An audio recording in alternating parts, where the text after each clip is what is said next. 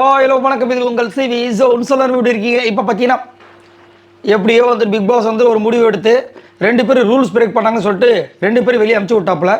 அதுக்கப்புறம் அந்த ரவுண்டுமே முடிஞ்சது. இப்போ வந்து எல்லாம் லிவிங் ஏரியாவில் உட்காருங்க அப்படின்னு சொல்லி உட்கார வைக்கிறாரு.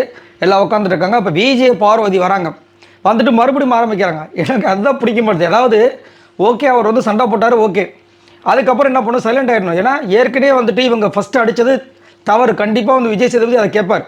இவங்களுக்கு நிறைய பிரச்சனை நடந்திருக்கு விஜய் பார்வதிக்கு. ஆனால் இங்கே ஏற்கனவே வந்துட்டு விஜய் பார்வதி தான் கொஸ்டின் கேட்கும்போது இவங்க அதை பண்ணியிருக்க தேவையில்லைன்ற மாதிரி தோணுது. ஏன்னா அங்கே டப்புன்னு மாறிடுச்சுன்னா எல்லாமே விஜய் பார்வதிக்கு அகேன்ஸ்டாக மாறிடும். சரி, இப்போ வந்துட்டு இப்போ உனக்கு ஹாப்பியா அப்படின்றாங்க. அப்போ வினோத் வந்துட்டு திட்டுறாரு, இதுக்கு தாண்டா நான் தலைப்பட அடிச்சுட்டு ஏன்டா அப்படி பண்ணுறீங்க, திரும்ப திரும்ப ஏன்டா அப்படி பண்ணுறீங்க அப்படின்ற மாதிரி. இந்த பக்கம் வந்துட்டு வினோத் நம்ம விக்ரம் அந்த சபரிலாம் வந்து இங்கே பாரு உங்கள் இமோஷன்ஸ் கேம் இங்கே வந்து தேவலமாக வச்சுக்காதீங்கன்னு சொல்லிட்டு அனுப்பி விட்றாங்க. அதுக்கப்புறம் அப்படியே போகிறாங்க.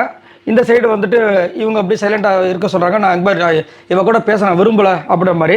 அப்போ சாண்ட்ரா வந்து என்ன சொல்கிறாங்கன்னா, இதுக்கு தான் நான் சொன்னேன் எல்லாத்தையும் வெளியே போய் பார்த்துக்குங்க, இங்கே கேமில் வந்துட்டு உங்களுடைய அந்த எமோஷன்ஸை காட்டாதீங்கன்றாங்க.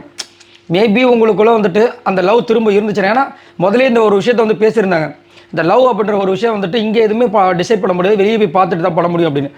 இதுக்கு மேலேயே அவங்களுக்கு லவ் வருமான்ற விஷயங்கள் தெரியல. ஆனால் இவங்க எப்போ ஒன்று சேருவாங்கன்றது நம்மளால் சொல்லவே முடியாது. எப்போ வேணாலும் 2 பேரும் ஒன்று சேருவாங்க. அந்த மாதிரி டைப் தான் இது வரைக்கும் நம்ம பார்த்த சீசன் ஃபுல்லாக இந்த சீசனில் தெரியுது. ஸோ அப்படின்னு இருக்கும்போது இவங்க எப்போ சேர போகிறாங்க, சேருவாங்கன்ற விஷயங்கள் தெரியல.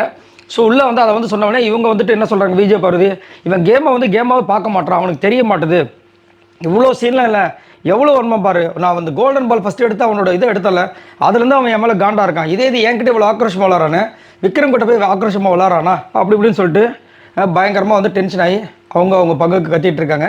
எது எப்படியோ 2 பேரும் சேர்ந்து வந்துட்டு அந்த கேமில் வந்து ஒரு வேலை வந்து காமிச்சிட்ருக்காங்க. இது எங்கே போய் முடிய போய் தெரியல. ஆனால் என்ன ஒரு கொடுமைன்னா 2 பேருமே அழகாக வந்துட்டு இருந்தாங்க, 2 பேருக்கும் ஃபேன் வால் சூப்பராக வந்தது.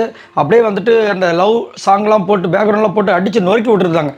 எல்லாமே ஒரு 3-4 நாளில் வந்து சுக்குன்னு உடஞ்சிருச்சு. ஸோ இதை வந்து கமருதீனுமே பார்க்கணும், விஜய் பார்வதியும் பார்க்கணும்.